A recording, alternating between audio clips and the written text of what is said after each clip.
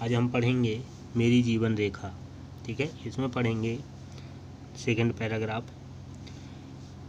मैं एक ऐसे देहाती का एकमात्र आत्मज हूँ जिसका मासिक वेतन 10 रुपये था। अपने गांव के देहाती मदरसे में थोड़ी सी उर्दू और घर पर थोड़ी सी संस्कृत पढ़कर 13 वर्ष की उम्र में मैं 26 मील दूर रायबरेली के जिला स्कूल में अंग्रेजी पढ़ने गया। आटा दाल घर से पीठ पर लाद कर ले जाता था। 2 आने महीने फीस देता था। दाल ही में आटे के पेड़े या टिकिया पका करके पेट पूजा करता था। ठीक है, लेखक अब आगे लिखते हैं मेरी जीवन रेखा में, आत्मकथा रचना में, कि मैं एक देहाती का एक ऐसा आत्मज हूँ, ऐसा पुत्र हूँ, ठीक है, देहात का रहने वाला हूँ, जिसका मासिक वेतन सिर्फ 10 रुपये महीना था।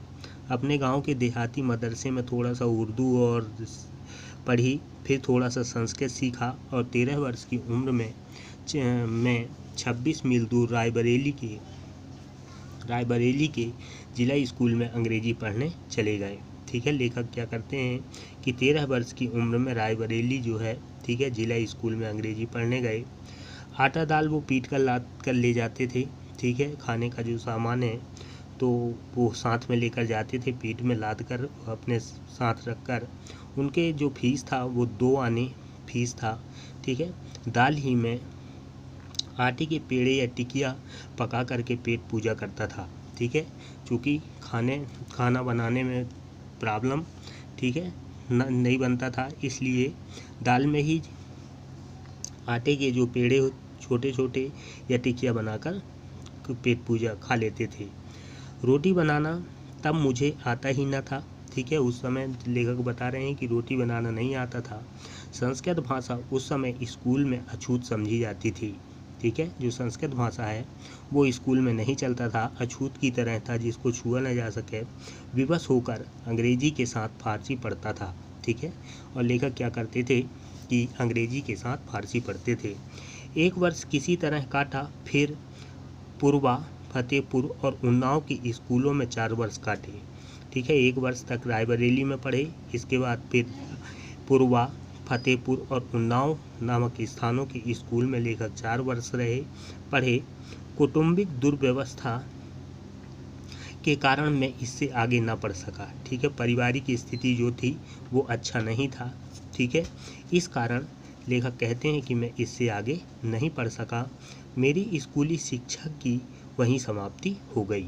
लेखक महावीर प्रसाद द्विवेदी वो बताते हैं कि अब जो स्कूली शिक्षा है वो स्कूली शिक्षा यहाँ पर समाप्त हो गया।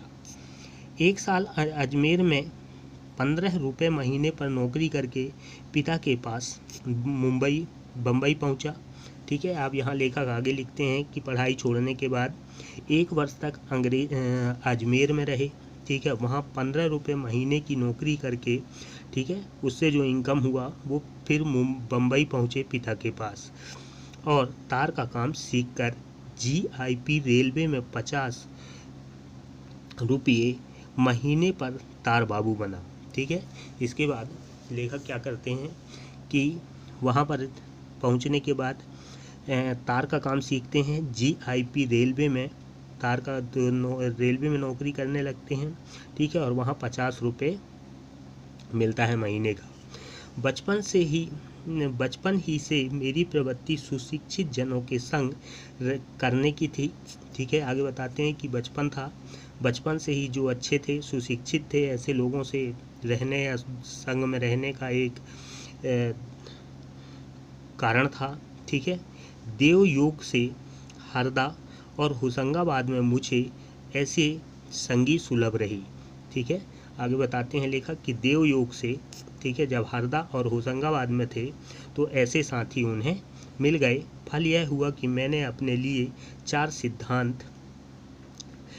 सिद्धांत या आदत, ठीक है, आगे लेखक लिखते हैं कि इसी का परिणाम ये हुआ कि मैं अपने लिए 4 सिद्धांत या आदत बनाए, निश्चय किए।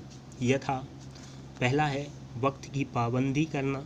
ठीक है, लेखक आगे लिखते हैं कि इस जो सिद्धांत बनाए हैं उस सिद्धांत में सबसे पहले है कि वक्त की पाबंदी करना, दूसरा रिश्वत ना लेना, ठीक है, किसी से रिश्वत नहीं लेना, और तीसरा था अपना काम ईमानदारी से करना, और चौथा नंबर था ज्ञान वृद्धि के लिए सतत प्रयत्न करते रहना।